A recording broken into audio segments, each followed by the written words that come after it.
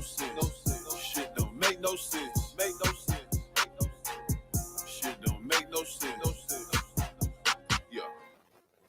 Turn up, turn up, turn up, turn up, turn up. What's up, y'all? Happy Friday. Welcome, welcome, welcome to all of the new people to Boss Biz Radio. Thank you guys for tuning in. Please hit that notification bell. That way you guys can stay updated with the channel. I'm your girl, Jezebel the Truth. And to all my Boss Biz regulars, um, y'all already know how we go. We stay lit. So a lot has been going on this week. And of course, I wanted to come on here and just talk about everything. So my favorite rapper, y'all, Young Dolph, was gunned down. I mean, brutally gunned down on Wednesday. And this not only did it hurt me, but it hurt a lot of people. So I definitely wanted to come on here and talk about it because it seems as if, like, I would call this an assassination. Like, I understand he's not a political figure, or ideologist.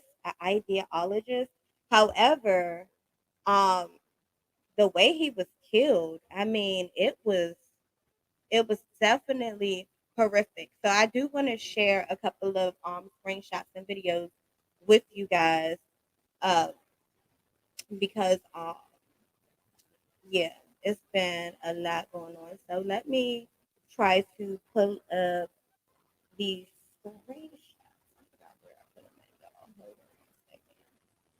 But yeah, so one of the basically the whole thing about it is he went back home to his hometown and he went to go get some cookies. In my right mind, I just don't understand, like, where was his bodyguards? Where was his people at? Why was he alone? Like, I have so many questions. The bakery owner, she did speak out, and I do have a video with her speaking out. Um, she also, let's see. Okay, so this is the video that the picture that I'm looking at. I was looking for. So if you see here, like, this looks like an assassination to me. It looks like they was just really, they wanted him dead. They wanted to make sure that Young Dolph was gone. And to me, I just don't understand. Like, what did he do to deserve this? I mean, they say rapping is a dangerous job, but I mean, damn, like nobody has no care in the world. Oh, I didn't even share the screen with y'all.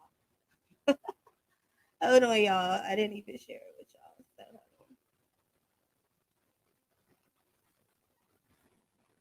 All right. So give me one second. I didn't even share it with y'all. So basically, this is what I was looking at. And when I say assassination, I mean, like, this wasn't no exchange of words. This wasn't no, we coming for you. Like, this was straight, like, we want to make sure you're not breathing at all. And it's definitely, like, it really broke my heart. Um, so of course, Soulja Boy has been trolling at his finest. And my question to you guys is, hold on, I don't even know where my stuff went. Okay, so my question to y'all worth, is it really worth it? Is what Soldier Boy is doing really worth it? He put out a video basically saying still fuck Dolph and fuck PRE and all of this other stuff. And is that insensitive? Like, I know I made a video and I said if I didn't fuck with somebody, and they died, I wouldn't give a fuck. And that's definitely true. But I don't feel like their beef was that deeply rooted that, he could go on like that. So people went to Young Dolph's uh I guess his memorial where he died at the cookie shop. And there was a damn shootout. Like, there was a damn shootout. Like this shit just don't stop. Like it don't stop at all. I have a video. I'm about to share the video with y'all. I do have a video of it. I just gotta find it. Hold on a second. So yeah, here it go right here.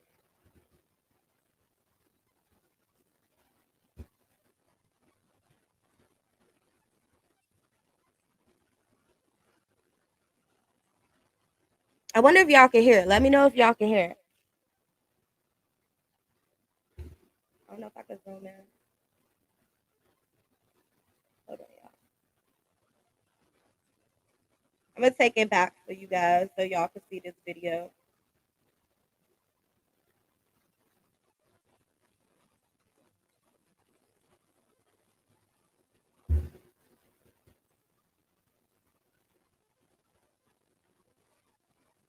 They got the they got the fuck out. Hey, they got the fuck out of there. Like I would too. I mean,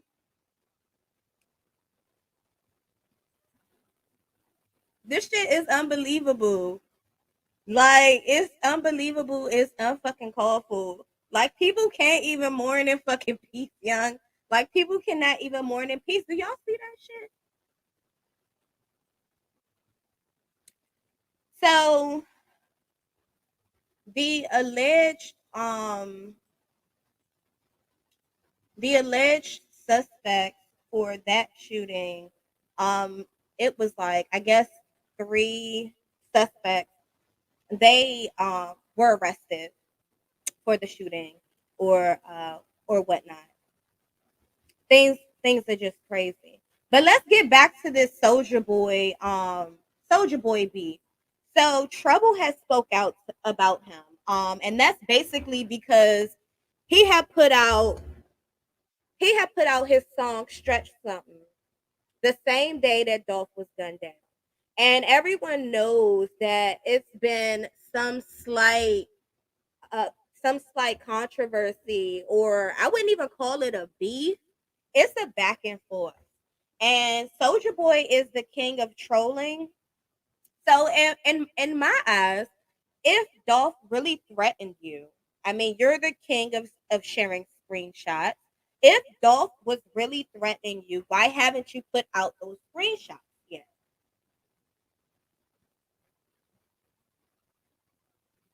I mean, am I the only one wondering why he hasn't put out those screenshots? But anyway, Trouble had reached out to him and basically told him the trolling needs to stop in so many words.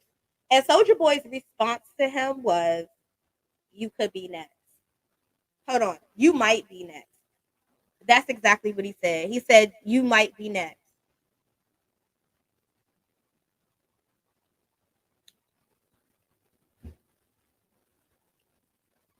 I just, I don't know if he's trolling or if he really means that shit. Like, how dare you? How dare you?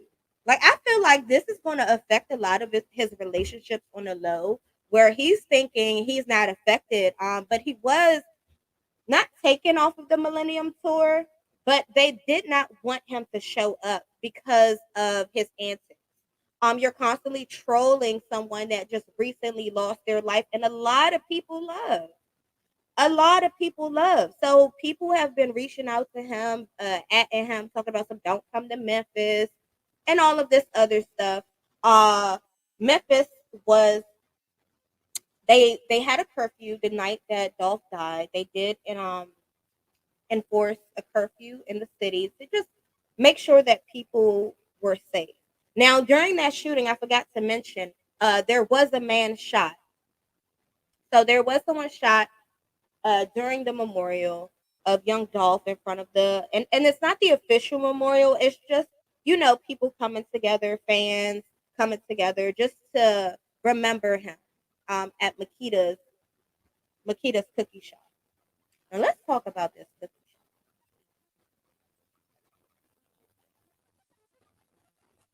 shop. To all my people that drink, shots up. And if you aren't drinking, pull your tea, baby, because this shit right here. All right, so Makeda's cookies have spoken out. There was actually a gentleman at the scene of the shooting, or he was around the scene of the shooting, and he detailed his experience. Now I'm gonna pull this clip for you guys. Yeah, because he was out there and he was just explaining what he saw, i.e., what he experienced. So let's pull this up. Okay. So this is a guy that was close by.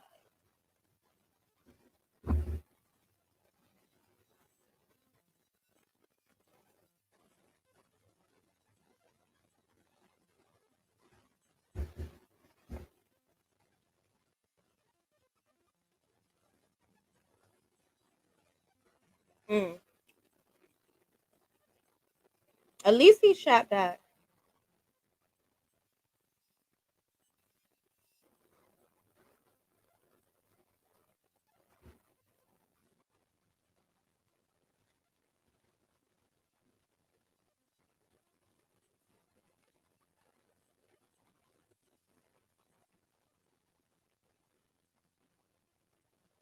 Now, I just want to rewind this so you guys can just hear exactly what he says. Now, from what I'm hearing, he's saying that the guys pulled up and the old man in the store saw them and then they started shooting. Reports have not disclosed how many times Young Dolph was shot, how many shell casings they found on the scene, or if anyone else was shot. And I'm assuming no one else was shot because we haven't heard about it yet. I'm also just going to assume that there wasn't much damage into the store. So I what I don't understand is with this gun that you're going to see here, and depending on how many shots they let off, I'm trying to figure out how no one else was affected. And I'm grateful that no one else was affected or no one else got shot or no one else was hurt by this incident. However, if they were firing off the way that they were firing off, and those shots were going through that glass as we saw in the video, then I'm just trying to figure out is there a bulletproof counter? Like, I just want to know. So you guys just listen to this because he says that the car pulls up. I guess Dolph was closer to the window or closer to the door, and the old man saw them, and then they started shooting. Go ahead and listen to this.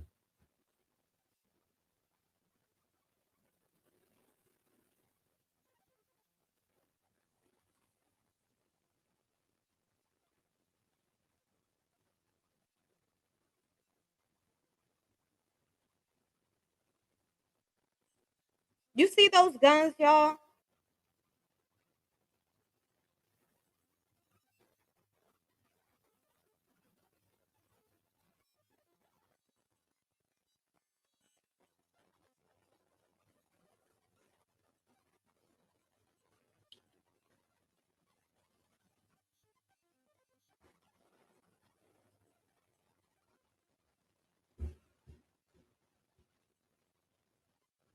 Let's see what else. I don't remember what else he was talking about, but let's see if he said anything else.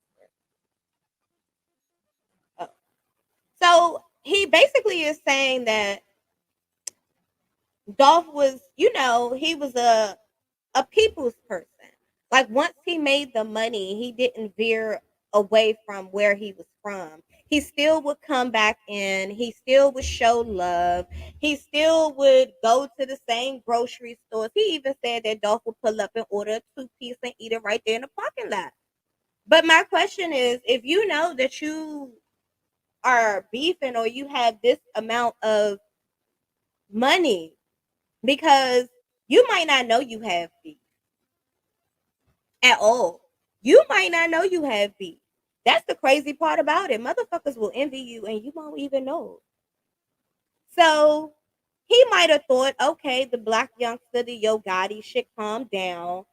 He might have thought, hey, it's not as bad as it used to be. Y'all remember him getting shot in LA.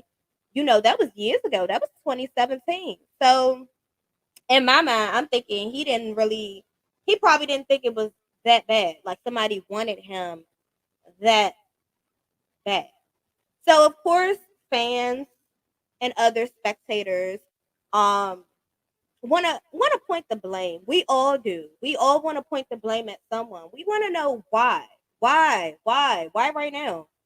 For what? Like we haven't even really heard of any real beef recently. So we're like, why?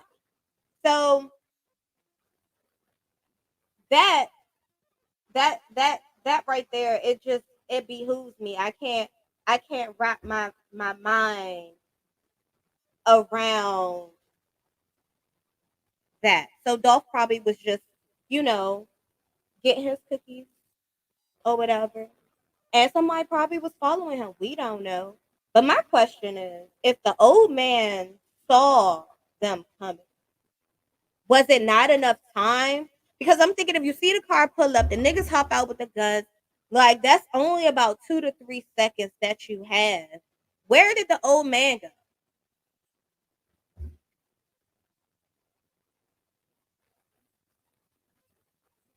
I mean, I hope he ducked for his safety, but I have so many questions and I'm not pointing any fingers at anybody. Like I said, the fans want to know. They want answers. They are confused. Okay, so originally they were, people were enraged and they had rumors going around that they shot up a black youngster grandmother house and she was shot. And I seen the post on Facebook, and the person put repost. As soon as I seen repost, I was like, oh no, I don't even believe this because it looked like a thread that someone started just to get some type of traction. Then they said that Yo Gotti's restaurant Crib was shot up, which was also a rumor. Um, and people are just pointing the fingers. Now they feel like Soulja Boy had something to do with it. They said that Soulja Boy put 100K on his head, but that's not what Soulja Boy said in the video. If you watch the video, he said, "I bet you 100K that you won't send me to Addy."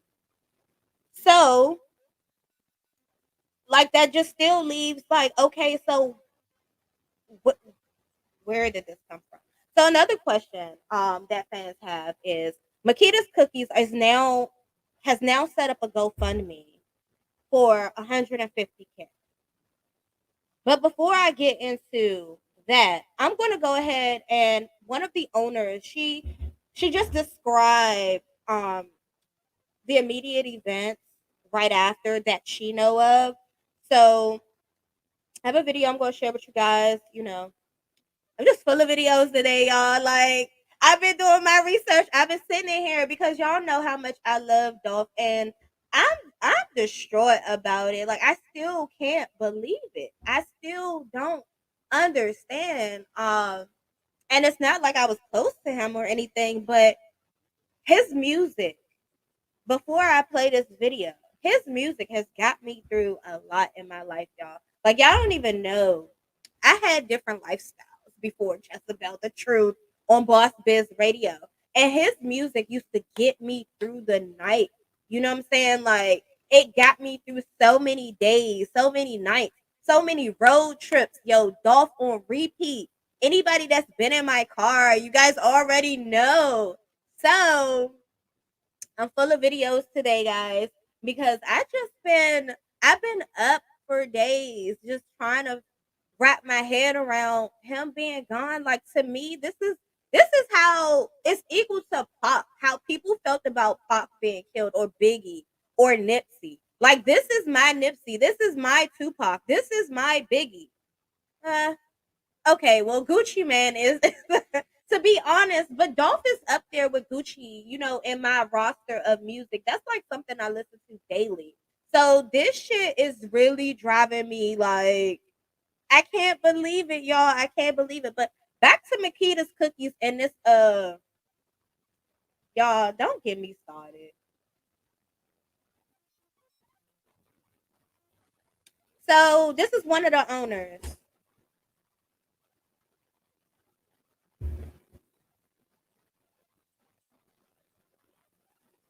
So that's the old man that was in there. It's her father.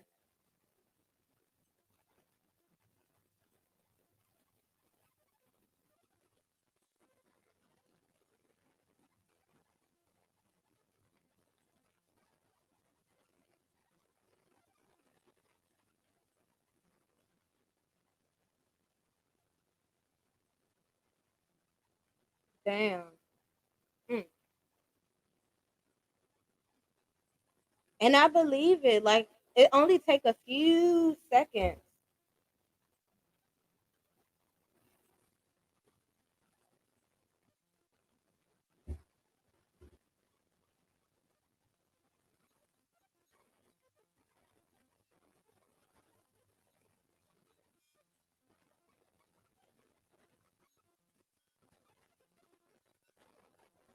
Now, I understand being under pressure with the news there and being nervous and not knowing what to say. Um, but to me, maybe I'm biased because I'm a fan. I would have been more like, I would have, like, who killed him? Like, why would y'all do that to our shop? Like, you know what I'm saying? Like, a little more especially if he showed y'all love, a black owned business. You say he comes there repeatedly to get cookies. Like, I just feel like her response was a little general for me. And excuse me for being a diehard fan, but maybe I'm looking into this a little bit too much. Maybe I'm not. But to me, her response was just a little dry for me. Especially with the part of, we just want, she didn't even want to say justice. Did you guys really? Do I need to rewind that for y'all? Because I don't even remember her saying, "Oh, we just want justice."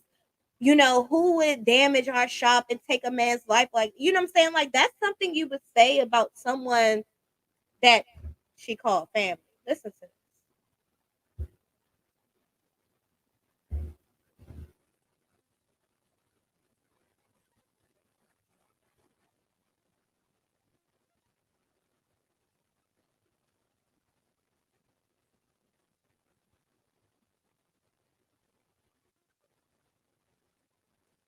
We call everybody mother mom.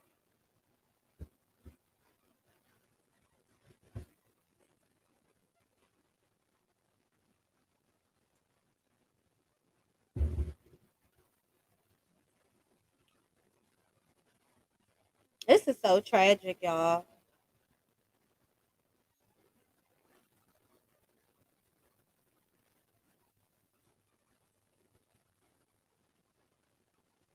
Nothing about justice. Nothing about finding the killers. Nothing about.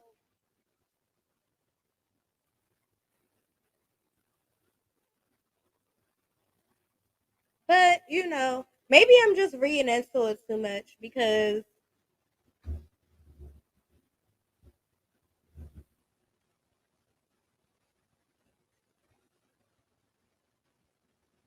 mhm, mhm.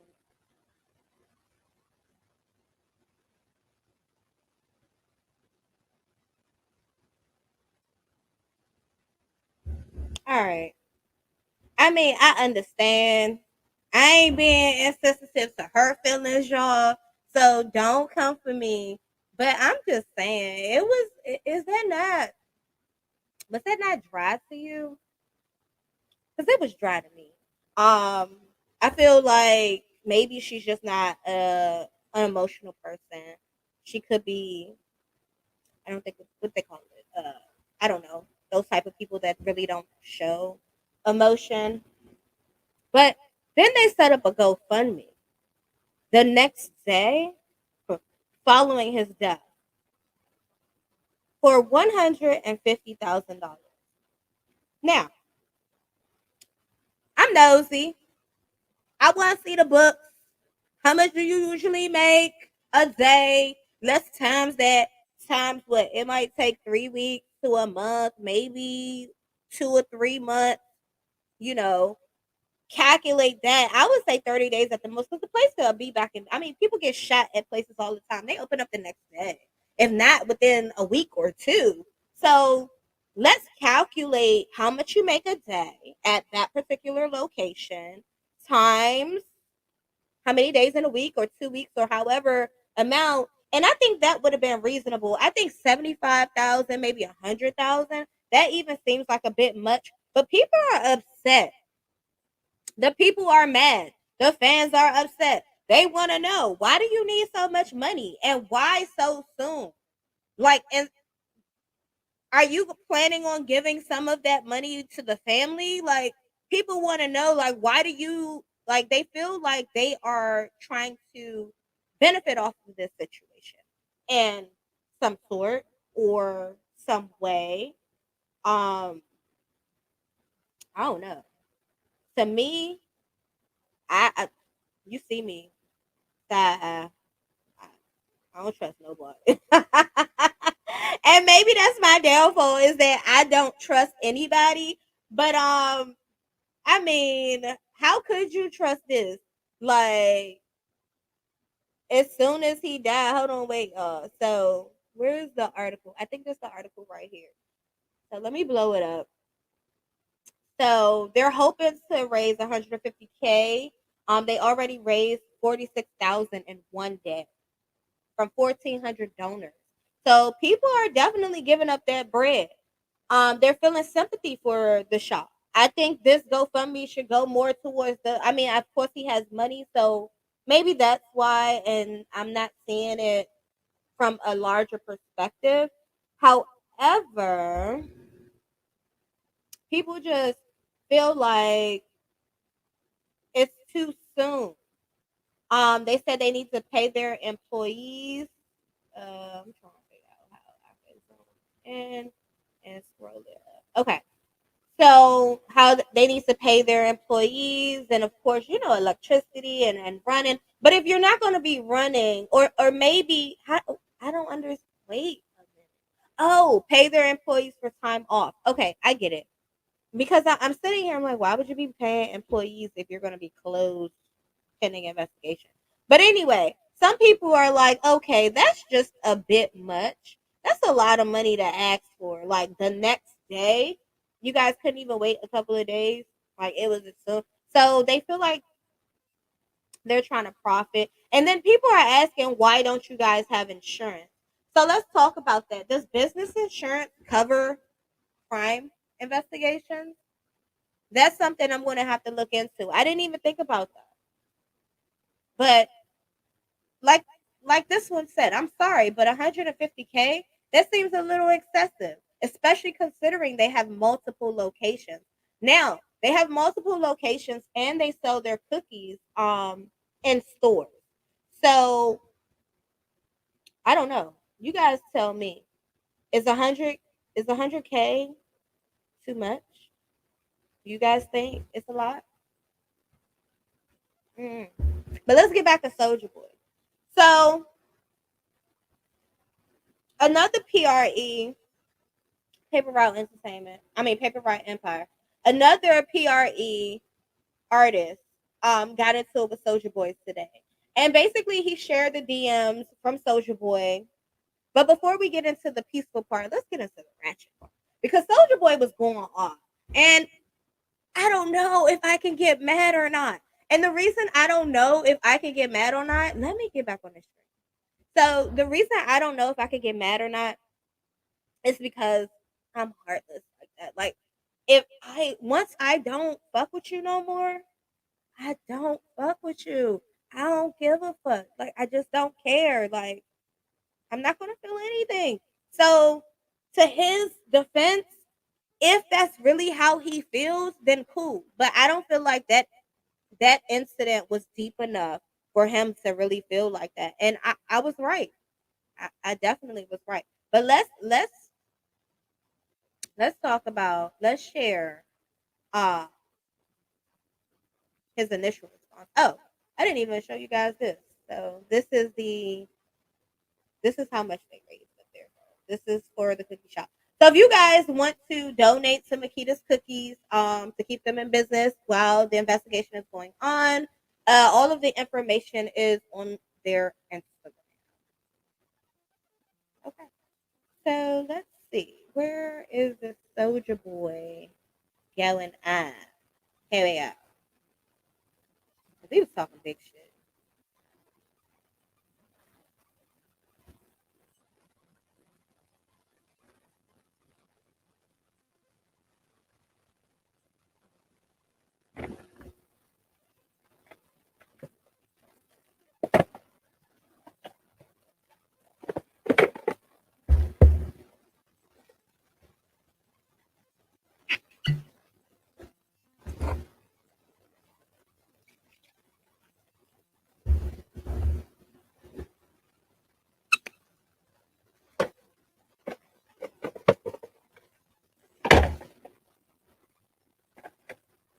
Where is the DMs? Where's the receipts? I want to see the DMs of Dolph saying he gonna shoot at him. Where are the receipts, Soulja?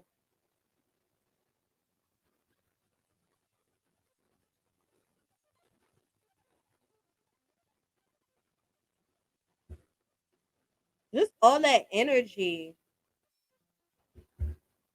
All of that energy. I don't think so. I think they probably would have. I don't think they would have been. Mm. Ew, look how he rolled that J. Ew, y'all. Ew, ew, ew, ew. Look how he rolled this J. Like, ew.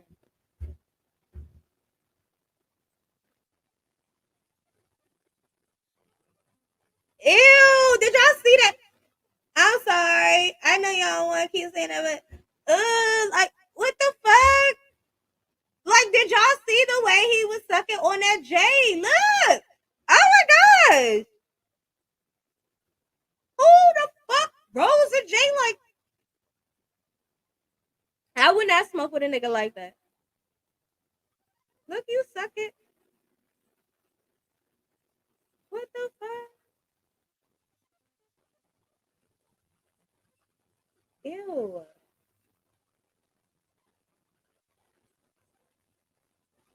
Oh. Ew. Ew. Ew. Ew. Okay. That shit, it traumatizes me every time. Every time I see it, it traumatizes me because it traumatizes me because it's like, what? Why is first of all, why is he rolling the J like that? So the whole point of me watching the video was really about the whole Dolph thing. But once I get to the part where he's rolling a J and putting his saliva like literally like on the whole J, like so it's wet and you're sparking it. Uh, uh, Ew. All right, so he's doing all of that for the internet, and I must say, I must say, um,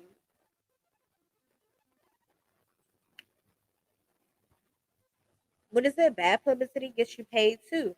So it's like Lil Nas X. Like he reminds me of Lil Nas X. And when I say that to say, in the trolling aspect, where things may be sensitive, like the same thing with Lil Nas X saying "fuck your kids," it's kind of like him saying "fuck Dolph" and Dolph is that. Like it's equivalent to me. It's like you're doing it to get a rise out of people. You're doing it to get a rise out of people, and you're gonna get a rise out of people, but you're also going to sever relationships that you won't even know that you're severing. Okay, you think that, hey, the likes on Instagram is showing you stuff, but people that fuck with you and see that that's how you really are, they're gonna back away from you a little bit. Like they're not like Soulja Boy. You're like rubbing people the wrong way. Um, because it was not that deep. It wasn't that deep at all. You you claim to expose Young Dolph for being signed to Empire, having a distribution deal through Empire. So you're saying he's not fully independent, but that's nothing to really beef about. So I assume, let's make an ass out of me. So I assume that he probably did get upset and told you to stop playing with him. And you probably responded, and it was a back and forth. But we won't know until we see the screenshot, Soldier. So go ahead and put those out. All right. So he sent a DM to Snoop Vans, the PRE artist. And in the screenshots, let me go ahead and send that to myself right now, so y'all can see it. But he sent the screenshot basically saying, oh, sorry what happened to Dolph, blah, blah, blah, blah, blah. And people are saying that Snoop Vans is clout chasing because he shared the screenshot. But I'm glad he shared it because I was starting to think that Soulja Boy lost his goddamn mind. Lost his goddamn mind. Let's uh, let's see here. Let me go to my email. So you guys just bear with me one moment.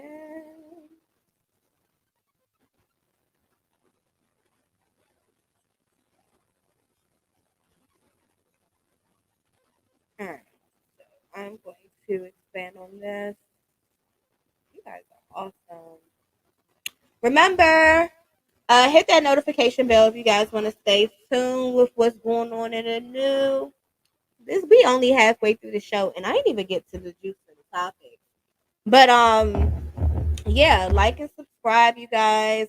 Also follow us on Instagram at Boss Biz Radio, on Facebook as well. The bell is down there, guys. So let me share these screenshots with y'all. Hold on a second, guys. Look, I'm just with it today. Y'all, I'm just with it today. Fuck what you heard. Fuck what you heard. Oh, I opened the wrong screen, guys. All right. So, Young Dolph artist shares conversation with Soulja Boy. And in here, Soulja Boy says, well, you guys can read. So this is Soulja Boy responding. And I guess he wrote Soulja Boy clout chasing bitch. And Soulja Boy wrote, sorry to hear about your big homie. Cut all this shit out. It's uncalled for. That's my last time saying it. Like I said, I fuck with y'all boys. I don't know where all of this. I don't know where all this lame shit came from. Y'all, I don't know, could have take a funny joke, bruh. Who gives a damn if y'all sign to Empire? Then he goes on to say, I'm done trolling with y'all niggas. He's done trolling. people. Anyway, I was done before that even happened. But if y'all keep coming for me, we not standing down. I'm sorry to hear about that shit. I truly am. But y'all need to chill for real. He said y'all put me in a weird ass position and y'all gotta stand on that. You think I don't want to say rest in peace, Dolph? But how can I when y'all and keep threatening me? Y'all motherfuckers stupid. Okay. So I knew Soulja Boy wasn't crazy. I knew he wasn't. I knew he had a heart somewhere in there. Somewhere in there. I knew he had a heart somewhere. Now, there was a photo, okay, um, of Young Dolph, Mo 3, and King Von. And I'm about to share that with y'all right quick. In this photo, now people are saying is it a coincidence that all three of these artists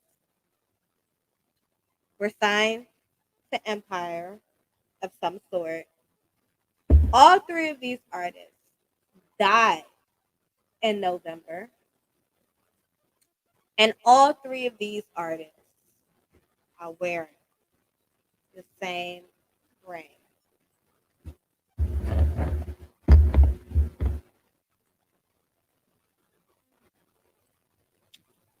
Is it a coincidence? Y'all know I'm not really into that superstitious um conspiracy theorist stuff. Um but y'all see this? Y'all see this? They're all signing Empire. They all own their masters. Do you guys see this? Now I don't know what this means by any means necessary. I don't know what it means. But spooky. And you know what's crazy is that Success said on a few shows ago, Success has said, why are all Empire artists dying? If you guys remember that from that show, he said that. And I don't know how long ago it was, but Success said it. He was like, why are all Empire artists dying? And I was like, I don't know, Six. He was like, isn't that crazy? And I was like, yeah. But now I see how crazy it is. It's fucking spooky. Okay. It's spooky. Now, rest in peace, Young Dolph. Um, I can't imagine his children, how they're gonna feel, his family. I mean, his longtime girlfriend, sister. If I felt it, I don't know what you're feeling, and my heart goes out to you, Mia. Mia J, my heart goes out to you, baby girl. Like, I'm so sorry. And the crazy thing about it is she started a campaign, I want to say a few years back or a while back, stating that black men deserve to grow old. Black men deserve to grow old because they're dying so young. And how ironic, how fucking ironic. And I know she knew the danger of his lifestyle and his, his career.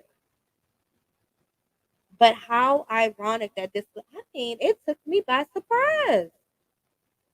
Young Dolph of all people out here. And that's what we say. Like, I've seen so many, oh, it should have been so and so. It should have been so so. We could think of a million people that we would rather see in his spot, in his place right now. But is that fair? Because those people too have loved ones. Let's remember that. Those people too have loved ones. So rest in peace, young Dolph. Shots up. Shit is so sad. It's so sad.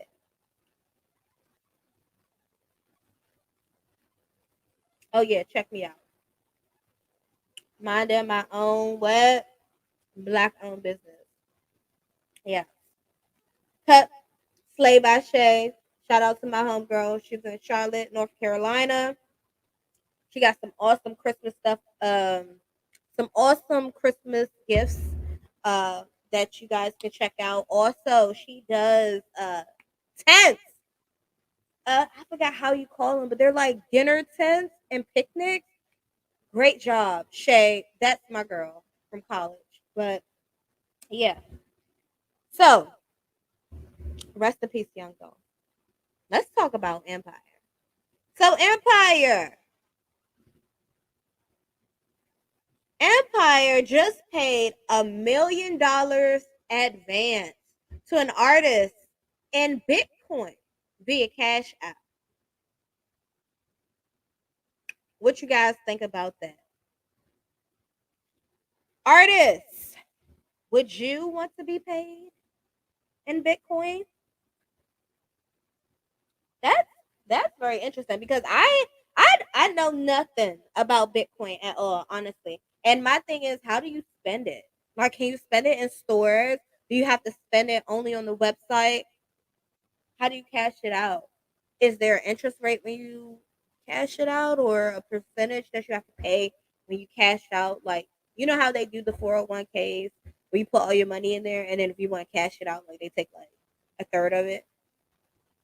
Is it like that? How does cryptocurrency work? That's very interesting. So Empire paid that advance to artist Moneyman. Um, so it was paid to the Atlanta-based artist and cryptocurrency investor Moneyman ahead of the release of his new album Blockchain. Have you guys checked that out? And that actually dropped last week, Friday. So has anyone had an opportunity to check out Blockchain by Moneyman? And Empire says that that's its first payment to Moneyman. And it marks the first advance paid entirely in Bitcoin for an artist by a record label. So they're one of the first people to do this. Pay an artist in Bitcoin. What do you guys think about that? I don't know. I don't, I don't know. I, I don't know, because how do you spend that? How do you buy chain and stuff with that? That's not even just chains. How do you buy anything with cryptocurrency? I mean, I don't know. That's something I just gotta check out, y'all. I'm gonna read up on that. Okay. Tell me you guys are ready for the juice. The juice, the juice, the juice. Well, before we get into the juice, let's talk about Zach Stacy. Okay.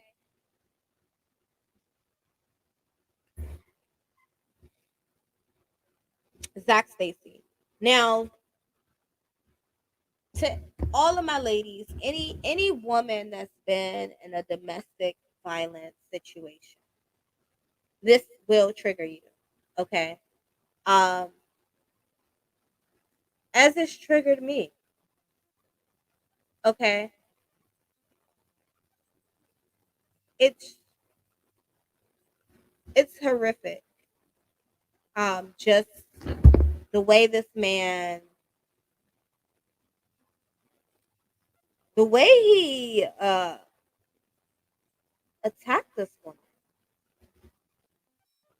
Now,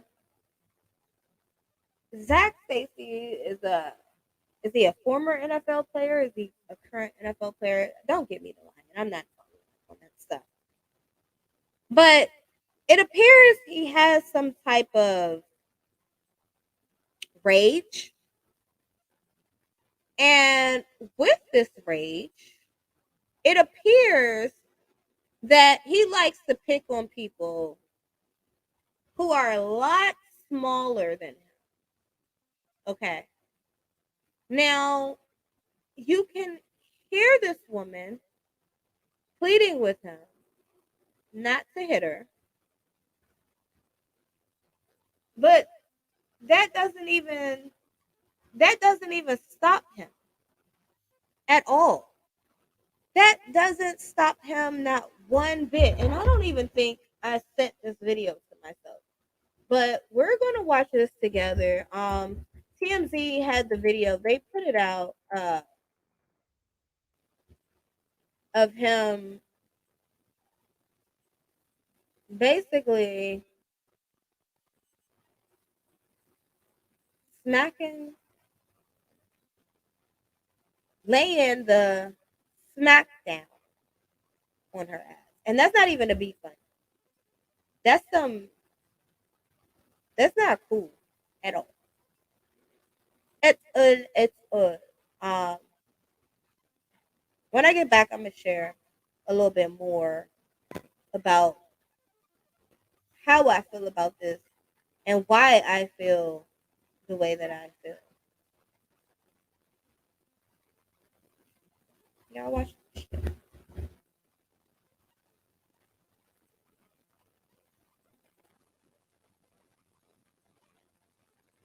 Now the baby is right here. The baby is right here. Now look at him. Look at him. When she's blocking herself, he doesn't hit. He's a fucking sucker. Watch this. Soon as she puts, you see how he waited until she. Do you see how he's hitting her? That was before he threw her into the TV. He's a whole bitch. Excuse my French, y'all. But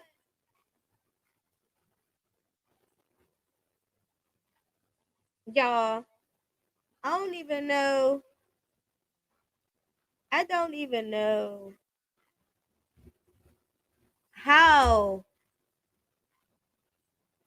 I don't even know how, what to say, where to say it, how to go about it. But damn. I think the most triggering part for me with this is that he waited until she unblocked her hands to hit her again. Like, I hate when people sucker punch people. Like, I don't like that. Don't sucker punch her. Like, don't. Do not. Girl, and I don't know, because he's a big dude. I wouldn't want to go toe to toe with him either, because I love my teeth. I'd be damned if I be walking around here like Snaggletooth just because I thought I was strong as a man. Like, no, I don't think that. Now, there's some guys that's my size that I do be feeling like I could, Debo up on. However, no, no, sir. So he's currently locked up, okay, and he's hoping to get a bond hearing, but I don't think he deserves one. Do we think he deserved one? Like, because honestly, I don't know if she antagonized him prior to hitting record, but I doubt it because he could have just walked away. Now, even when he threw her down the first time, he started to walk out the door and then he turned around and came back. And what did he say? I'm going to grab the belt? Like, what? What? What? And this is to, all of my sisters out there, no matter your race, your color, or whatever, because it seems like a lot of a lot of women of different races and ethnicities, you think that black men are going to treat you better. You allow them to tell you that they're going to treat you better. And sometimes they do. Sometimes they may worship the ground that you walk on, because I mean, what man, some men just do that. But black men are not going to treat you any better than they treat their own women. And that's just the facts. And Zach Stacy is an example of that. He's a great example of that. I mean, the baby is an example of that. It's so many men that's an example of that. Like, men are men. Men are men. No matter their color, their size, their girth, men are men. And some men are disgusting, are despicable, are disgraceful. I've had my share of an abusive relationship. Okay. And sometimes you feel like, well, maybe you did something to deserve that. I don't see where she deserved that at all. I don't care what she said to you. I don't care what she said to you. You could have walked away, sir. You could have walked out that door just like you started to.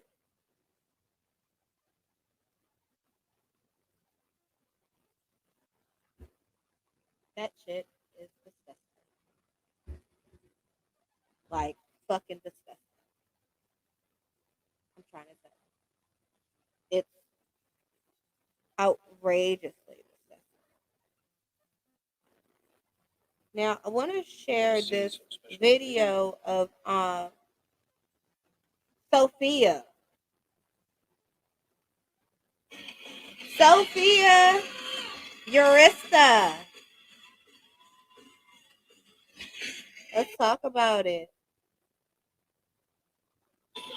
Sophia Urista. Now, I thought I had sent myself the video, and I don't think I did, y'all. I don't think I did, because I don't see it here.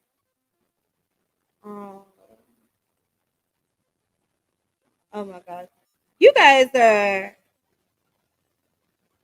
Yeah, I don't know if y'all feeling it, but all right. So let me just say this.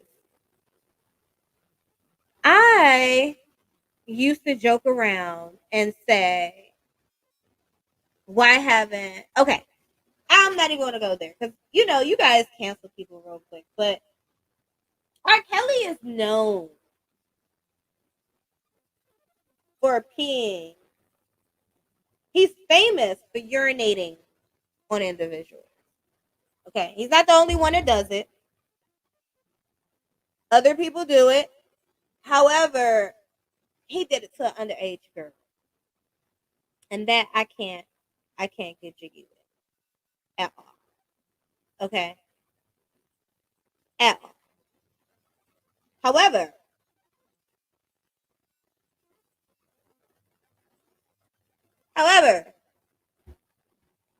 I always said that there is nothing I would not do for my husband. Someone once asked me, does that include a golden shower? And I said, yes, that includes a golden shower. Now,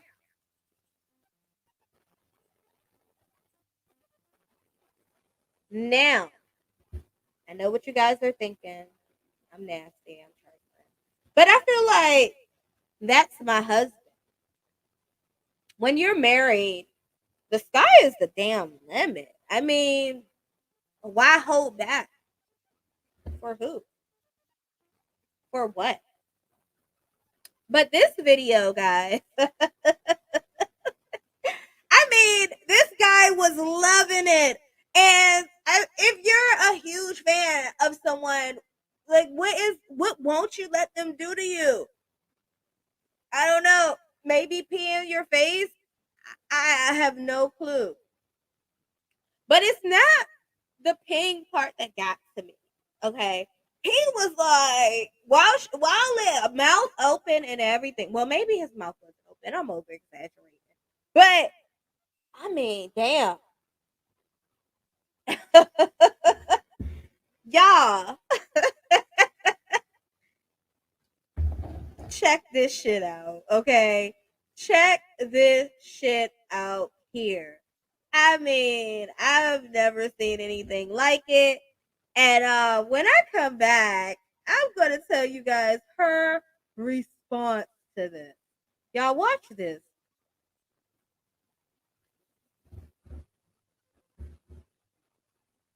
Now you guys see the fan laying down there.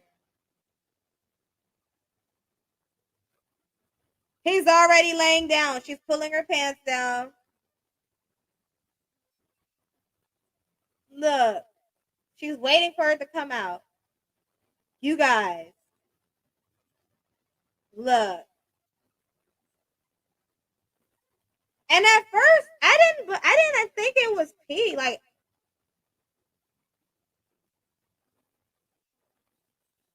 but it's just the way that it came out. Now, that shit was lit. I gotta go see her perform.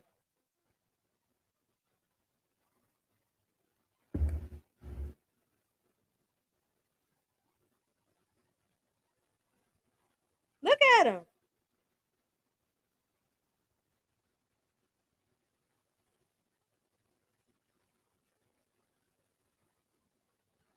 I actually like that song.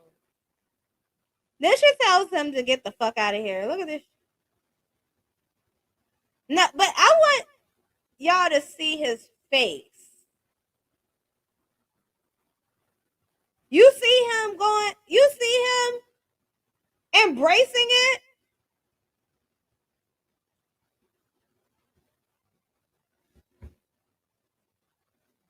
I mean, that concert was fucking lit. So as soon as she comes, I definitely would have enjoyed to been there. I don't know what I probably would have been cracking the fuck up,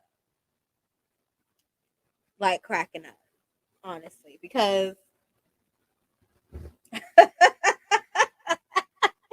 so fans, I mean, the fans loved it. Okay, me personally, I didn't take any offense to what she did. I didn't feel any type of way. Like, girl, rock on. You know what I'm saying? Like, rock on. Some people love golden showers. Like, there are men that will pay you hundreds of dollars for you to shower them. So, yeah. No, I felt no type of way. The funniest thing about it is she was like, it was outrage, social media outrage. Oh my gosh, she's so disgusting. Oh my gosh, she's so nasty. She peed on him. And she was just like, oh, well, I tend to push the limits. I probably pushed them a little too far this time. Girl, girl, girl, you think? You think? But I want to know if was that guy a part of the performance or did she pull him from the crowd? Because from that video, I can't see if she pulled him from the crowd, but girl, she rocked that joint. She said, I think I heard a shot or something.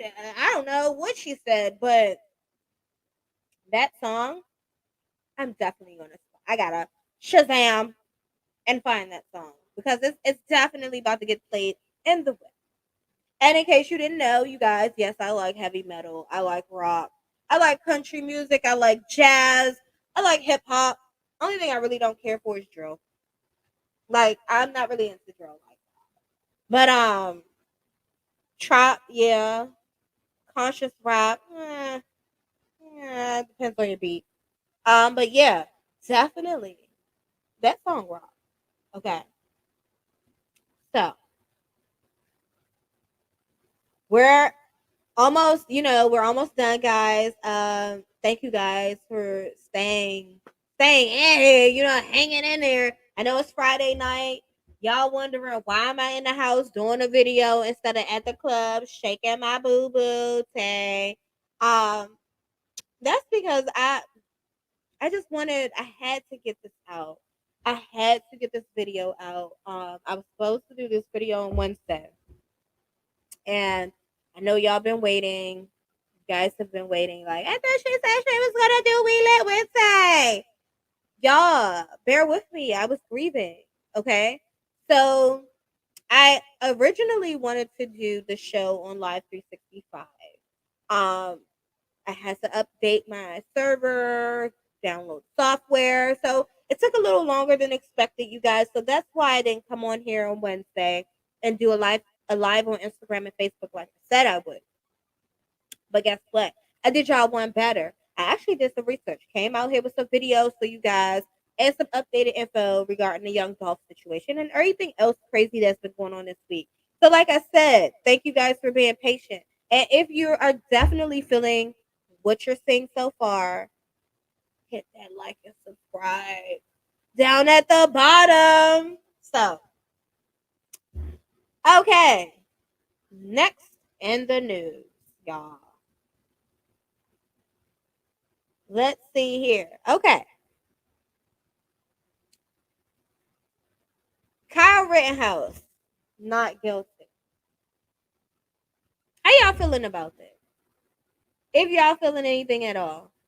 Now, I know someone left a comment, said salute King Kyle the Lionheart, put him on Mount Rushmore immediately. I don't know. I don't feel anything about it at all. Because you know why I don't feel anything about it? Because probably because I haven't been keeping up with the case. Um, So the only thing that I really wanted to touch on regarding the Kyle Rittenhouse case is the fact that the judge allowed him to pick his jurors randomly, select jurors for his trial. Now, I don't know if this is a good tactic, a bad tactic. I mean, just think about it. You're already selecting from a jury of your peers in your area, right? So if you live in a predominantly black neighborhood, most of the jurors, they that might show up might be black, you never know. Or if you live in a predominantly white neighborhood, the jurors might just be white. Um, do you think randomly choosing the jurors that were dismissed because he didn't randomly choose jurors for the entire trial? That's the part that people are getting confused about. He didn't sit there and select all. He selected the jurors that were dismissed. I think they had a couple of more spots to fill, so they put their numbers in a little raffle thing, and he was able to pick those jurors uh, for his trial. Now,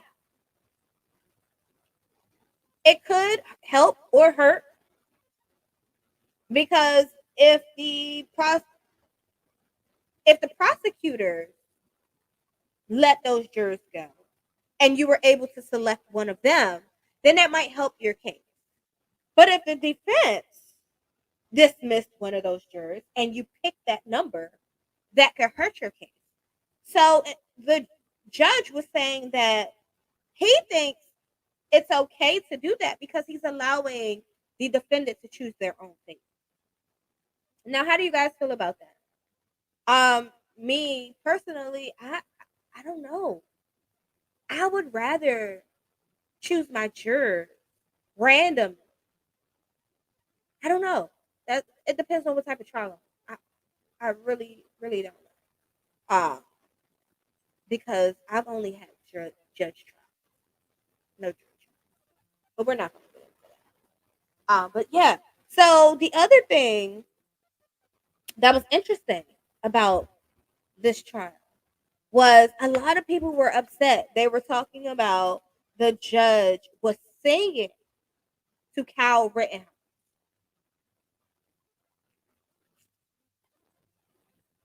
He was singing to Kyle Rittenhouse. No, he actually wasn't. If you guys look at the video, I'm not gonna play the video for you guys because I think I played another video. If you guys check out the video, he actually was singing to pass time by because he was bored. He was bored. He was sitting there in the courtroom. It was quiet. That you could hear a pin drop, probably hear an ant crawl. And he's probably like me. Like, I don't really like absolute quietness unless I ask for it. But if I'm somewhere like in court, okay, it's just quiet. Nobody's laughing, nobody's joking, it's just quiet and serious. I'm trying to break the ice, okay? I'm going to say something. I'm just one of those people. Like, if it wasn't the judge, it would have been me. Hey, judge, you're in contempt or whatever, or I would have made a joke with my lawyer or something like, oh my God, judge was sleepy, like something. So the judge was just being himself, and it was quiet as hell in there. And he was like, he's bored. So he was like, you guys want me to sing for you? No. He said, you guys want me to play some music? He didn't have a radio. It was a joke. So he started singing. And he wasn't singing to nobody. He was just singing a tune, trying to pass time by. He even grabbed his cell phone and went on Instagram. No, I don't know if he was on Instagram, but it looked like he got on Instagram or Facebook. He was bored. So let's cut all the rumors out about the judge being unfair and singing to Kyle Rittenhouse, or even being unfair with allowing him to select his jurors. Because in anybody's case, like, would you rather the prosecutors choose your jurors for you? Let's think about that. You're on trial for murder and your life is on the line. Are you going to trust the person that's trying to put your life on the line to choose your jurors for you? Or would you allow the judge to, And I guess a lot of people are doing like this inequality stuff, like, oh, well, we won't know if that judge will allow that same courtesy to a black person unless that black person comes forth in his court, okay? So everything isn't black and white, all right? Like, a lot of people are like, oh, well, if this is going to happen in this trial, I'm scared for what's going to happen in the Ahmaud Arbery trial. Well, a lot of people are not going to like me for this, okay? A lot of people are not going to like me for this, okay? Because I still want to know, what was he doing in that neighborhood? Okay? I know it doesn't matter what he was doing there. He was just jogging there. I know people don't care. It doesn't matter. He shouldn't have died for being in a neighborhood that he doesn't live in. But at the same time, yeah, he didn't deserve to die for that. I don't think he did. Okay? His life was taken for no reason. But my thing is, wrong place, right time. Okay? Because, or wrong place, I wouldn't even say wrong place, wrong time. Because wrong place, right time. What were you doing there? He said, everybody's like, oh, he was jogging in this neighborhood. How did he even get there? Did he jog from his neighborhood to that neighborhood? How far was it? Like, I haven't been following the trial. So a lot of you might be upset about my ignorance to what's going on here. But immediately when I heard about this, my first thing was, okay, he doesn't live in this neighborhood. All right, cool. You're not going to see me jogging 5 miles, 10 miles in a residential area away from my home. I don't jog. But even still, going through people's backyards, coming through abandoned houses for what? Now, to his defense, I have trespassed on property before. And I wasn't jogging. I was being nosy. I wanted to see what It was a mansion that burned down. I wanted to see the property, okay? I wanted to see a layout. Plus, it had a beautiful scenery. So that's why I was there. Had the police came, I would have just been honest. Say, hey, I broke in here. I wanted to look off the cliff by the pool, see the Potomac River. You know, that's why I was there. I wasn't trying to steal anything. I wasn't trying to do anything. Yeah, I know I was trespassing. Give me my ticket. Let me go. Or if some people would approach me and been like, hey, what are you doing here on this property? I would have been like, oh, my bad. I'm out of here. I don't know. Is that what happened and he got shot? I have no clue. Haven't been following. I haven't been following the case. And the reason I haven't been following the case is because from Jump Street, me personally, I don't see people getting shot for no reason that are on their way to work or on their way to school. Okay. Maybe accidentally, bullets don't have names. But I'm saying, like, and we're going to talk about injustice and inequality. Let's talk about white and black, okay? I rarely see situations where a black man is walking down 7th Street, Washington, D.C., on his way to work. A black man is walking down 7th Street, Washington, D.C., and a white man just shoots him for no reason. I rarely see situations like that. Every time I see a situation where it's white and black, it's always some type of gray areas there. Okay. The gray areas that maybe they paint for us to see. He didn't deserve to die. I'm going to say that one more time. And what happened to him was unfortunate and unfair. Okay. They did not have to shoot him because he was in the wrong neighborhood. I don't believe that. However, approaching him, asking him questions, okay, cool. They should have just let him go and minded their business. All right. Me personally, I live in an okay, nice neighborhood. When I see people that's not from around, I ask them, "What are you doing around here? Do you live around here?" "Oh no, you don't. I've never seen you before." And I don't know everybody in my damn apartment complex. I don't know everybody here. Okay, but I'm very familiar with the people that frequent here, the cars that I see around here. I'm always walking my dog. I've been here for a while. So I know when things are out of place.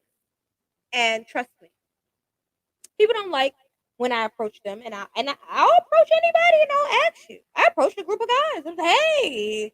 Well, actually, they were talking to me. So I was walking and it was a group of guys and they were like, hey. And I was like, what y'all doing around here? I ain't never seen y'all before. I ain't never seen this van here. What y'all doing around here?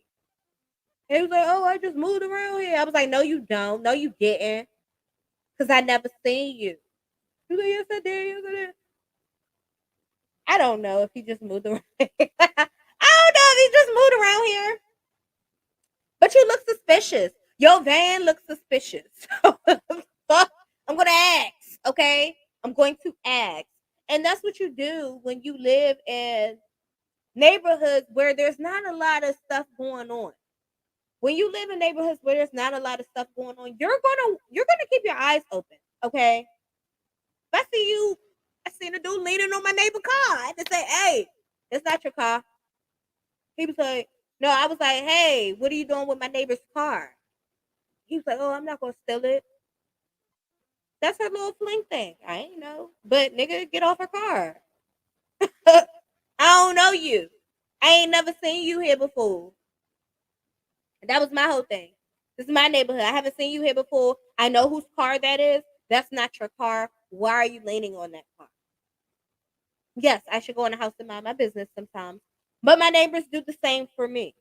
And that's what happens when you live in nice neighborhoods. You guys look out for one another. You keep your eye out for people that's not supposed to be there. Now, I'm not saying Amar Arbery wasn't supposed to be in that neighborhood. Please do not misconstrue my words. What I'm saying is that he drew attention to himself. Because if he frequently jogged in that area, people be like, oh, that's that black guy that's always jogging around here. Am I lying? Am I lying? There's a couple of people that I see walking or jogging around my neighborhood. I don't know where they live at, what building they live at. But at least I'll be like, oh, okay, that's that lady or that's that guy or that's that trainer that be jogging around here. I've seen them here before. So all I say that to say, do not judge Kyle Rittenhouse's case to be similar or to match another case. Each case is its own. Okay. Yes, there is injustice in the justice system. Unfortunately, there is. I know this firsthand. But the key is we can't keep comparing your situation to my situation. My situation is different from your situation. We want to be equal when it benefits us. Okay. What about when it doesn't? Okay. So now, right?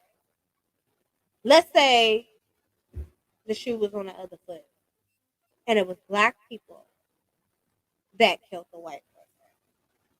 In a predominantly white neighborhood, though. We're going to keep it that way. In a predominantly white city and state, we're going to keep it that way. And now they have the opportunity. Well, I'm sorry. Let's just do this over. So let's say that the shoe was on the other foot and it was black people that killed a white person in a predominantly black neighborhood. Should they be allowed to choose the jury of their peers? Should they be allowed to randomly select their juries? Or should the prosecutor be able to choose their jurors for them? See, we can't tote both sides of the line. You got to figure out what you want to go on. Like, if you feel like it's unfair, it has to be unfair across the board. To me, I don't see that as being too much unfair. Now, guys, dang, I've been on here for like an hour and 20 minutes. So, wow. Let's let's get into some DMV news. Hey, to the DMV, hey. What's going on, y'all? What up, though? Boy, you willing? Hey, Mo. But nah. So, to my DMV people, I do got a couple of stories for you guys. It looks like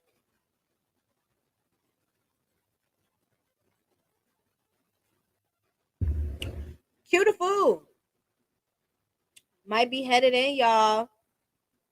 So, Cutiful posted on IG about 3 days ago that he will be turning himself in. He will be turning himself in. And if you want to work with him, or if you want to do a feature or anything like that, now is the time. So all my DMV artists out there, y'all looking for features from Cutiful. I guess anybody that's trying to work with him, hit him up. Because he said he's trying to work before he goes in. Now, my question is, oh, by saying that, he secured an interview with Say Cheese TV. Okay. Now, my question is, right? Is this a great marketing tactic? Like, is this a great marketing tactic?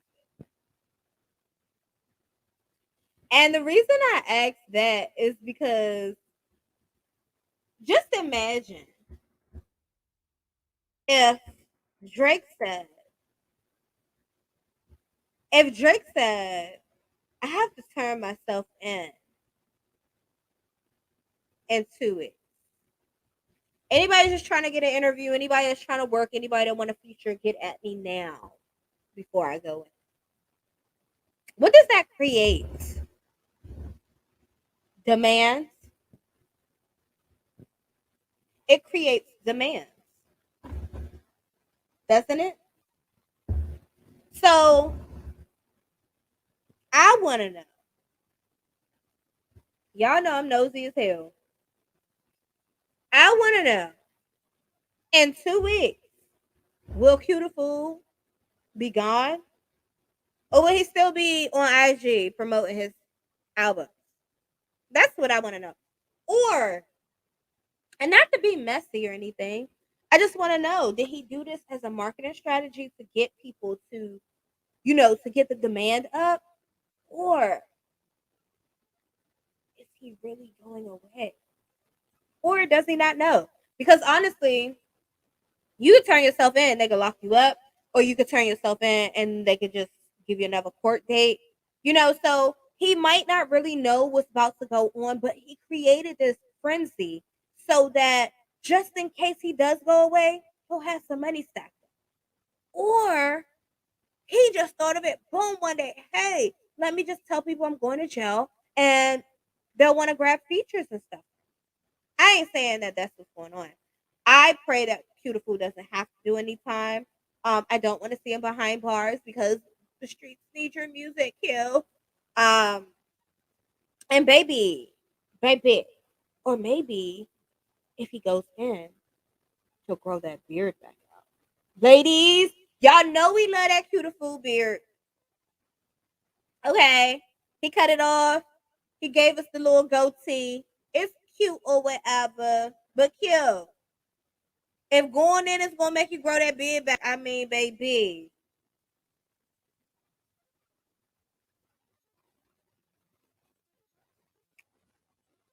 I don't know what to say. But we don't want you to go in cute. You could grow the beard without having to go in and do no time. Speaking of doing time. Fat Trail. Fat Trail has been home and he has been working. The work don't stop, baby. Okay. He has been working. They had a party for him at St. Ives when he first came home. He definitely hit the jewelers. He hit the streets. He hit up producers. I seen him in the studio with a few people. Also, he's drinking lean, which a lot of people isn't too happy about. They're like, "Oh, you just got home. Why are you doing this? You just got home. Like, why you gotta put drugs in your system?" But you know, lean is like candy to some people, I guess. I don't know. It ain't none of my business. But anyway, back to Fat Trail. He just came home and he is back to work, baby. Catch him and me in Martinsburg, Virginia at Club Aura on November 27th, baby. Fat Trail is home and he is putting the press on y'all niggas. Okay? He definitely is. Now, those of you that don't know who Fat Trail is, he is a DC rapper. He was once signed to MMG, Rick Ross, until his hoodish ways could not get away from him. Okay, so he was incarcerated a couple of times for just the dumbest shit. I mean, you would think that once you get signed, you're making money, but obviously not. He had to do some stuff to scam counterfeit money, also some other stuff. I mean, let's not talk about the past. Let's talk about the future. And the future is Fat Trail at Club Aura on November 27th in Martinsburg, West Virginia, y'all. It's definitely going to be lit. Lit. Oh, y'all don't know about West Virginia. Y'all definitely don't know about Martinsburg. Martinsburg have a lot of black people in West Virginia. So to everybody, to all my colored folks, that think, oh, West Virginia, there's no black people there. There are. I went to school at West Virginia State University, Yellow Jackets. Shout out Yellow Jackets in Charleston, West Virginia. Okay, so West Virginia be lit. Y'all know that's my third home. But definitely make sure y'all grab y'all tickets if y'all want to go see Fat Trail. If you are in the area, if you're in the Martinsburg, Hagerstown, Frederick area, also Cumberland, Frostburg State University, also, what else is out there? Cumberland, Allegheny State College. It's a few colleges out there. Morgantown, if you're at WVU, be sure to check out Club Aura in Martinsburg. That y'all will be there. Okay. Okay. Say it's lit. And what's next? Okay, guys. A story I've been waiting for. All right. So, I'm going to do the DC Correctional Officer. I'm going to talk about his situation. And what I'm going to say about his situation is, y'all don't know about it. Okay. So, 26-year veteran from the Department of Corrections is suing the city because of untreatment based on LGBTQ discrimination. All right. Now, before I say anything, I'm just gonna go ahead and play this for y'all. I ain't even gonna give y'all my 2 cents. I ain't giving y'all my 2 cents until y'all see the shit for y'all.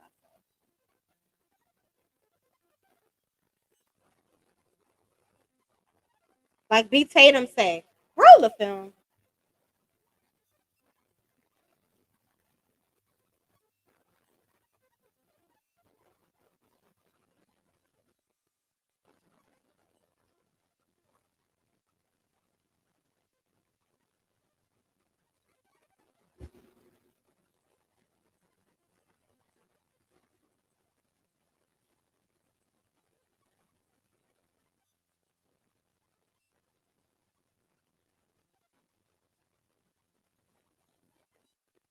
Mm.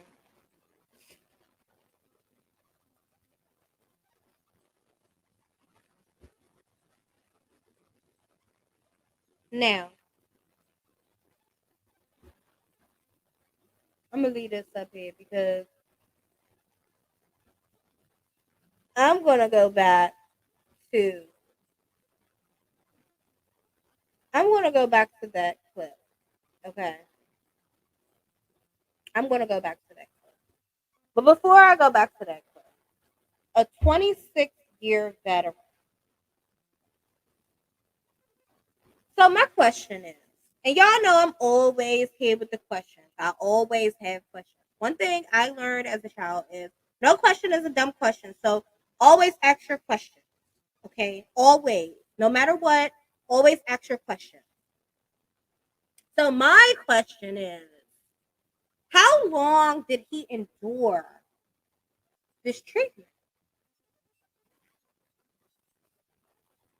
Why did he stay for so many years?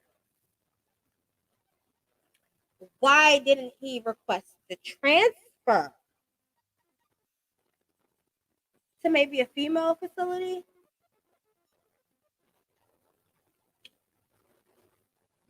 Let's get back to this.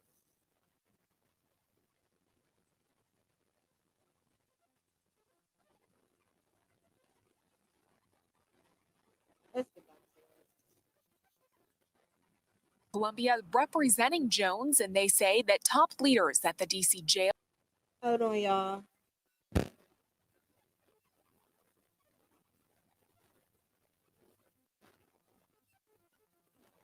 Hold on, y'all, because I want to make sure y'all can hear this.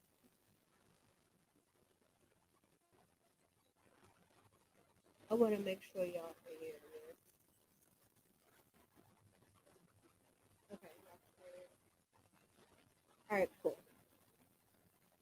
That top leaders at the DC jail and Mayor Muriel Bowser were made aware of the harassment, but did nothing to stop it. This is a horrific pattern of discrimination and retaliation that was known to the highest level officials and ignored. The corrections officer said as a result of their actions, he suffered from post-traumatic stress disorder, depression, and anxiety. It's like they tortured my soul. And being persecuted for being don't who cancel I me. am. When I serve with dignity, honor, and respect, I don't get that back. I'm treated like trash. He's treated like trash. Jones is All right. So, y'all know I'm about to dig all up in this shit right quick. Because, first and foremost, how many years did you work there? I'm going to repeat my previous question. How many years did you work there? 1. 2.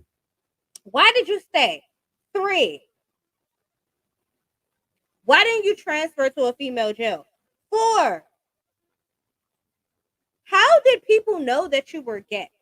And this is not victim blaming, because I do believe that discrimination against LGBTQ people exists in this society, right? But when you're in a workplace, your sexuality does not need to be displayed in a workplace, okay? You're openly gay. What does that mean? Does that mean you're going around the prison telling everyone that you're gay? What does that mean? Openly gay. You can be openly gay at home, but when you're at work for those 12 hours, you're there to work. Nobody should care. Your sexuality, your sexual orientation, what you do in your bedroom should not be discussed at work.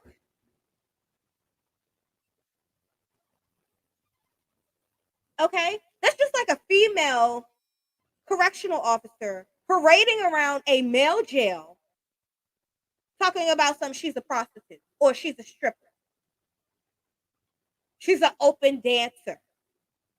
So she's going around telling all of her business, and then when she gets disrespected, okay, which is still not tolerable, all right? But when you get disrespected, it's because of what you put out there. It's the energy that you're putting out there. I don't understand. Okay? I do not understand how the inmates and your coworkers know what you do behind closed doors. How do they know that you're gay? Okay? Are you wearing fake nails to work? You know the conditions in which you're working in. You know that you're working amongst criminals, okay? People that don't abide by basic law. Not all of them deserve to be in there, but majority of them. What morals are you expecting them to have? As far as your coworkers, they probably feel like, right? If you, and this is not right. And I'm not saying that them feeling this way by any means is okay. This is not right and it's not okay. But you are homosexual. And you choose to work in an environment with sexually frustrated men who are surrounded by men with a lot of energy pent up, sexual energy pent up that they cannot release, okay? There are gay men amongst them that they secretly release, right? Here you come, a CO, parading around the jail, letting them know that you take it. Not them, but you like their kind, pretty much, is what you're telling me. Because in my mind, all right, in my mind, by looking at you in uniform, hearing you give orders, how would I conclude that you are a homosexual? Let me say that one more time. You're there to work. How do they know that you are homosexual in the workplace? Because the only way someone would know that I'm heterosexual is if I tell them, or I'm homosexual if I like girls is if I tell them, right? So what are you doing at work to let people know that you are a homosexual? Like, this is, I don't understand. You're working in a male jail, and you're saying you're being discriminated against. You're being threatened. You're being told that you're gonna get F and stabbed. But what? How do they know you're gay? That's my question.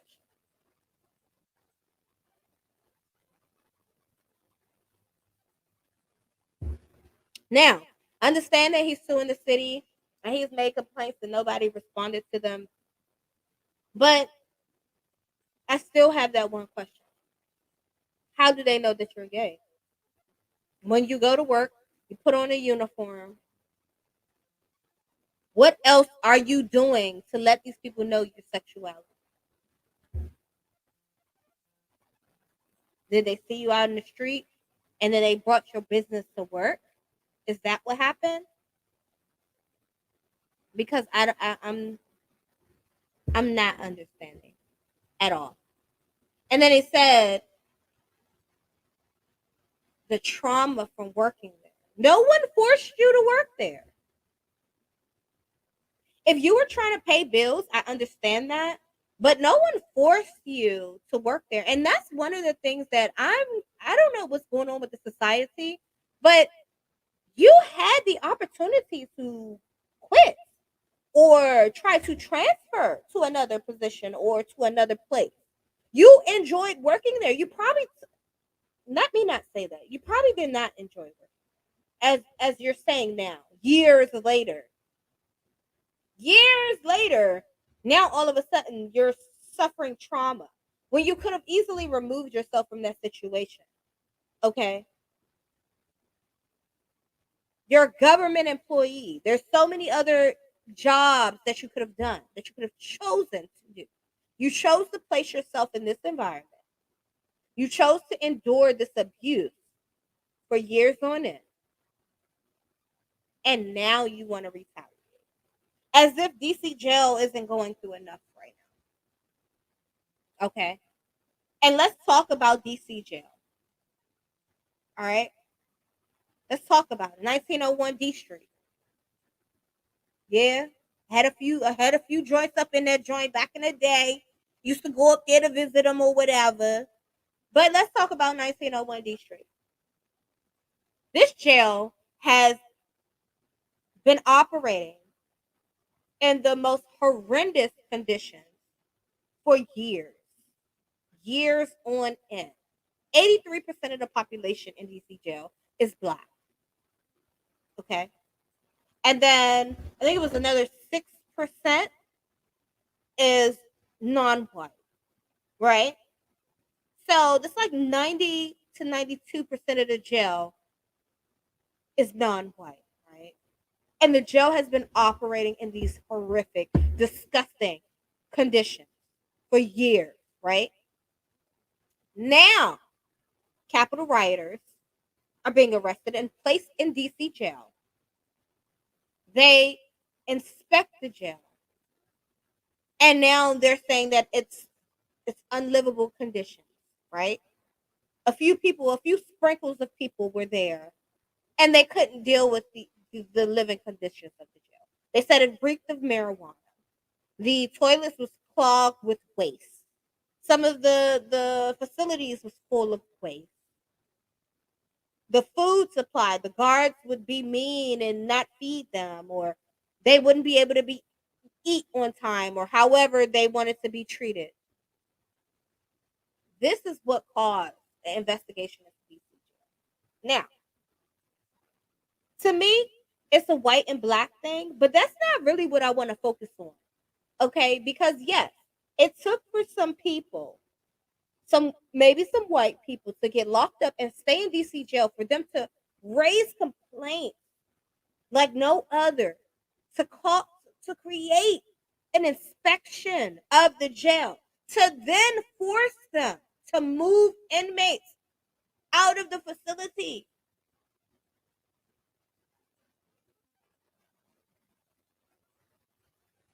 Years of these conditions, living conditions. And all it took was a few Trump fans to get locked up before they're going to clean up and inspect the whole jail. right? Y'all get mad about gentrification. But my issue here is it that the people that were there were not complaining? It reeked of marijuana. One thing I know about 1901 D Street, okay, and I haven't been incarcerated there, but one thing I do know about is they do what the fuck they want. That jail is like a damn playground, okay? So if you're able to smoke weed, have your cell phone, sell your drugs, do what you want, okay, you cool with the COs because you probably grew up with them. You know what I'm saying? If you got that type of stuff going on, you're not trying to bring no attention to the jail. All right? If you're able, if you're going to be able to do what you want to do throughout the jail, you're not trying to bring no attention to it. So you're not going to complain as much about the unlivable conditions. There probably are people complaining, but there's a lot of them that's not. Put them to complain for so these people can come up here and shake up the room. I'm getting my dope brought in. I got my cell phone. I can smoke my loud. They be smoking good in there. So I heard. I ain't been in it. But so I heard. You know what I'm saying? I know so many people that's been in and out of there. Okay? And that's despicable. It's the same thing with neighborhoods. The schools will be jacked up. The neighborhoods will be dirty and jacked up. All it takes is for a sprinkle of people to come in there or say a couple of complaints and clean up the whole neighborhood. My high school, Cardozo, they remodeled the whole thing. If you look at that neighborhood now, the gentrification, you see why they remodeled that school. Okay? So we like to get mad when white people come around into our neighborhoods and stuff like that, or into our spaces and make it quote unquote better. But just think about it. All right, yeah, you might not have as much luxury in jail as you did before. You might not get your cell phone, be able to smoke your weed and all that stuff no more. But damn, wouldn't you rather a flushing toilet than to be able to smoke weed in jail? I mean, you tell me. What's better?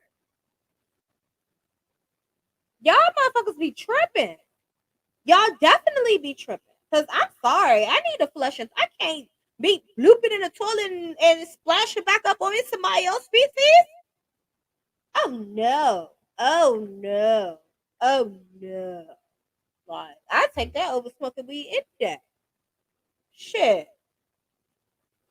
So they moved some inmates. The remaining inmates there are in a sector of the jail that they claim to be much cleaner. Yeah. It's crazy in the city. Damn, y'all, I'm pushing 2 hours. Hold on 1 second. Because I'm not even done talking about everything I wanted to talk about. So,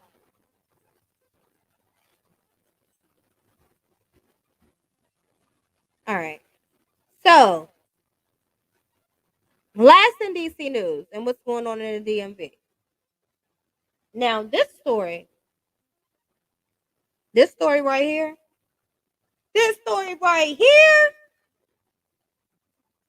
is crazy. So I know y'all heard about the shooting on Benner Road. If you're from DC, you guys probably heard about it. It was claimed to be road rage, right? How many of y'all heard about this story? All right, cool. So it was said to be road rage. Sorry, y'all. Too much soda. Where a car hit another car from behind. The driver got out of the car and shot the car behind him and left 2 kids in the car and fled the scene. I know. Y'all know I got questions. Y'all know I got questions. So many questions, right? So you guys tell me what your questions are. Because I'm about to ask my questions. All right. So basically, my most whose kids were they? Like, I want to know whose kids were they, right? Because if you've been following the story, or if you've been watching what's been going on in the news, like, one girl gets in the comments and she's like, "Oh, that was the guy who died kids," right? But then when you follow the story, you actually dive in and read the story. The lady, his wife, said that someone has stole this car. I think the day before, if I'm not mistaken. So someone has stole this man's car the day before. And he decided he was going to find his car, as he should. As he should, as I would.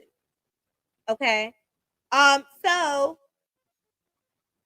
he decides he's going to drop his wife off at work, drop the baby off at daycare, and he's going to go look for his car.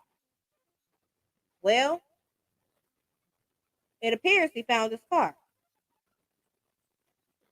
with someone else driving it with their kids in the back seat. It had to be his kids. It had to be the driver's, the stolen car, the suspect's kids. I'm thinking it's the suspect's kids, right? Because if he dropped his kid off, somebody stole his car the day before. The next day, he drops his wife off at work, drops his kid off at daycare, decides to go find his car. Then that just tells me that it couldn't have been his kids in the car, because then it would have said that somebody kidnapped and stole the car. So in my mind, right? Y'all know I'm nosy as hell. In my mind, those were the suspects' kids. And if those were the suspects' kids, you mean to tell me this man got out the car, shot the car behind him, left his kids in the car, and got out of there? Y'all gotta be fucking joking. Y'all gotta be joking. Okay? You gotta be joking. You gotta be joking. Because who did he think was gonna come get the kids? Like, y'all men need to do better. And that brings me into my next topic. But y'all men need to do better. You mean to tell me this man stole somebody else's car and was driving his kids around? Now the person come to get their car back. You killed them in front of your kids. In front of your kids, you killed them. And leave them right there. And leave your kids right there in front. You kill this man in front of your kids and then leave them right there. Throw the gun and the phone in the sewer nearby, you fucking idiot. Like, you could have took the gun apart, threw one part in this sewer, the other part in another sewer, broke your phone, at least stop that joint, stomp. You know, you was really trying to get away with something. But you didn't even give a shit about the kids. If those were your kids. And that's what I'm saying. You see, women, when y'all have kids, y'all have that maternal connection to the kid, right? That makes you never want to leave the kid, abandon the kid, make the kid feel, whatever, lost or unwanted. Men don't have that. They create that. And 50 Cent in the show Power, Book 2, is it Power Book 2? Or Kanan, Raising Kanan? Nick tells Rock that. So if you guys watch Raising Kanan, you will know that Nick said it. And this is an example of that. Nick said Kanan will be her downfall because women have a connection to their child that men don't have. I think it's harder for a woman to abandon her child than for a man to, because he doesn't have that. That you carry that child. You see, if that's that man's child, he just discarded him. You know why? Because he can have more. He could go get another girl pregnant, have a couple more kids, and remake, But for a mother, it's the whole heartache and the whole pain. So That was crazy. And that happened in Northeast DC, I believe, on Benner Road, if I'm not mistaken. So you guys be careful out there. Definitely be careful out here on these roads, because I've almost been shot before because of road rage. And I mean, when I saw that story, I was like, you know what, motherfuckers don't be playing. I don't even be getting into it with people as much no more ever since my last encounter. Um, I just, and I'm actually gonna put that on a story time. But since my last encounter, I just don't even like, I don't roll my window. I'm not even about to. I still get mad and I pull up on you, but then I had something in me be like, you know what, girl, just keep going, because this might not even be the person for you today. You know what I'm saying? Like, you don't want to lose your life over nothing small at all. Okay, and so all these baby mothers out here, like, y'all need to be careful with the baby fathers that y'all let take babysit their kids. Okay, and that's another thing I'm going to talk about. All right, y'all got to catch the late night show, because men don't have that thing that women have. They don't. They they they they just they just don't. So prayers go out to that family of the man that was killed. Sometimes your cars, they don't be worth it. That's why it's good to try to get full coverage insurance or something like that. Put a tracker on your car if you can. Keep a tracker on your car, because he didn't have to chase his car down. Um, but if he would have never found it, or as soon as he found the car, should he have called the police? But then that's another thing. DC police don't just come out for anything anymore. It got to be a life threatening situation to get them out the station. And even then they take their damn time. Ever since this defund the police situation, but that's another story for another day. Let's just get into. I had a question that I wanted to ask you guys out there, and it's following all of the death that's going on. So I pose this question to you: is someone else's life worth more than your own? And I want y'all to think about that. I'm going to explain the question in depth, but for right now, just think about it. Is someone else's life worth more than your own?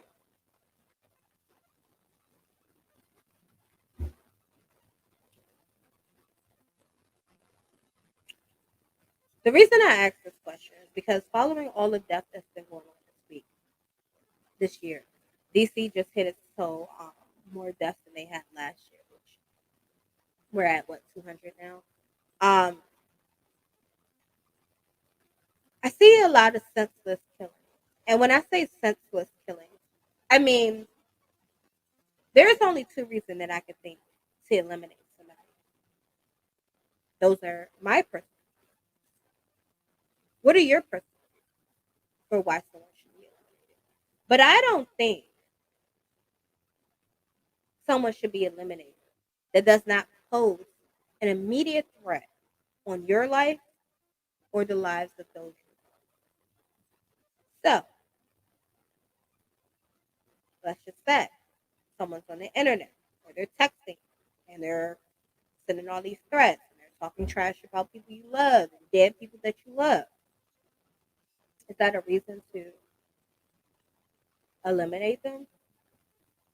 You might feel like it is because you feel like the disrespect warrants a reaction. However, those are just words. Words can hurt, but you can also ignore words and forget about it. If someone does something else to you that you feel like is unforgivable, when you eliminate them, you don't think about the people that love them as you should. It's not your job to. But what you should think about is your life. Okay? Whether you get away with it or not, it still affects your life. You take the life, right? Your life is no longer the same. Yeah, it can be. That don't mean nothing. They ain't gonna catch me. Da da da da. Okay. Let's say they don't. Why is it that they have? Have you had to change up your daily routine? Have you had to move from the area that you frequent? Had you have to change your movements, your daily movement? Do you have to look over your shoulder all the time? Every time you see a police pull up close to you, do you think they're about to ask you about that murder?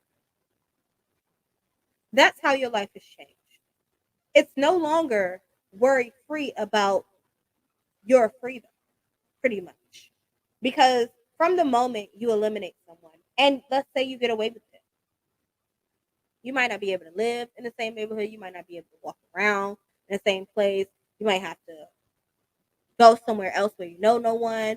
Can't do your daily routine. You can't eat the foods that you want to eat. You can't be on social media like how you want to be. You got to be extra careful in everything you do. Can't talk on the phone freely. These are little small things that affect you. But your life is still not the same. And if your life remains the same after you eliminate someone, you're going to get caught. There's too many cameras, too much DNA stuff going on. You're going to get caught.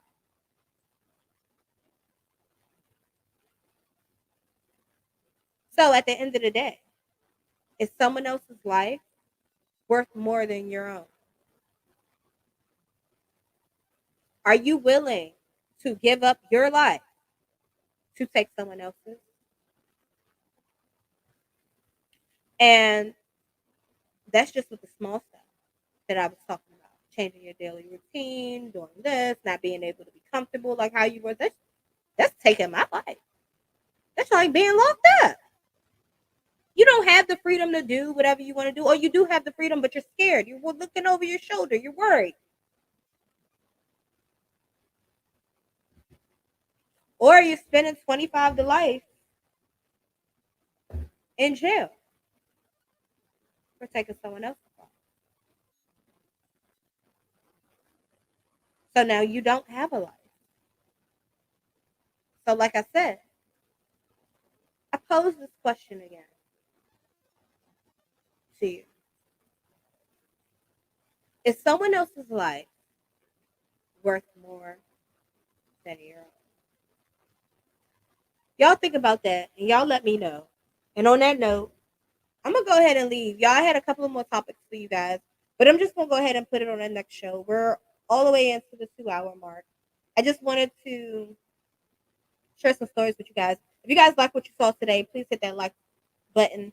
If you want more of these, okay? If y'all feeling this with just about the truth, okay? Hit that subscribe button. Let me know. Drop some comments, you guys. Let me know how y'all feel about it. Boss Biz Radio is on Live 365. So if you're an independent artist and you want your music spun on our station, please send it in for review. If you guys are interested in having an interview with Boss Biz Radio, please hit me up. info@bossbizent.com. Also, if you guys want to come in on the Roller with Success show, also email us. Check out our website, www.bossbizent.com. And then also, you guys, check out my personal YouTube at Jezebel the Truth. I will be dropping the story time tonight. Very interesting. You want to know? Stay tuned. And it's Friday. I hope you guys enjoy your night. There's so much going on in the city tonight. Y'all stay safe. Okay, I would say stay dangerous, but in the passing of Young Dolph, I don't even want to hear about dangerous. Rest in peace, Young Dolph. I love you guys. Thank you guys for watching. Thank you guys for staying tuned and entertained, baby. And I'm gonna catch y'all asses next week. Next week is gonna be We Lit Wednesday. We lit, bitch. Make sure to grab y'all cups from Slay by Shay. Minding my own way, black owned business. We lit, bitch. See y'all next week.